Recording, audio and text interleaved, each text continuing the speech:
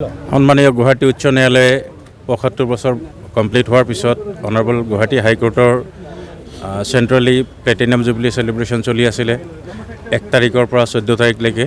তাৰ লগত সংগতি ৰাখি আমি গোসাইগাঁও বাৰ এছ'চিয়েশ্যন আৰু গোসাইগাঁও এছডিজিএম কোৰ্টৰ যৌথ উদ্যোগত আমি গোসাইগাঁও কোৰ্টতো দুদিনীয়া কাৰ্যসূচীৰে প্লেটিনাম জুবিলি চেলিব্ৰেশ্যন কৰি আছোঁ।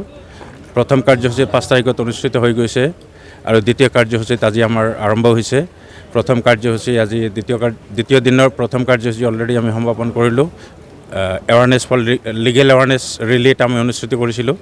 পৰৱৰ্তীত আমাৰ লিগেল ছেমিনাৰ আৰু ৱৰ্কশ্বপ অনুষ্ঠিত হ'ব।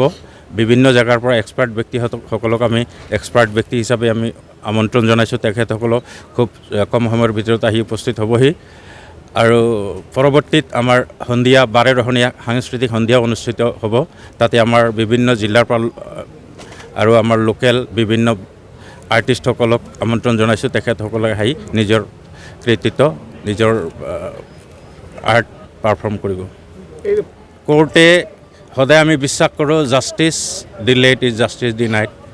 আমি কোৰ্টৰ সমূহ লিগেল ফ্ৰেটাৰ্নিটি আমি বিশ্বাস কৰোঁ মানুহক যাতে সোনকালে ন্যায় দিয়া যায় আৰু কেছবিলাকো যাতে যিমান পৰা যায় সোনকালে ডিছপ'জ কৰা যায়।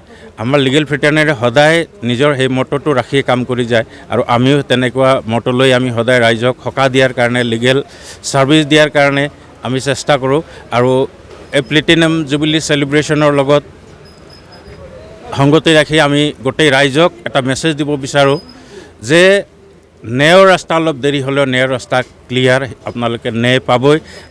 আৰু আমি লিগেল ফ্ৰেটাৰ্নিটি সদায় আপোনালোকৰ ন্যায়ৰ পক্ষত আমি আছোঁ আৰু আগন্তুক দিনত আমি ন্যায়ৰ কাৰণে যুঁজ দি যাম বুলি আপোনালোকক আমি বিশ্বাস দিব পাৰোঁ।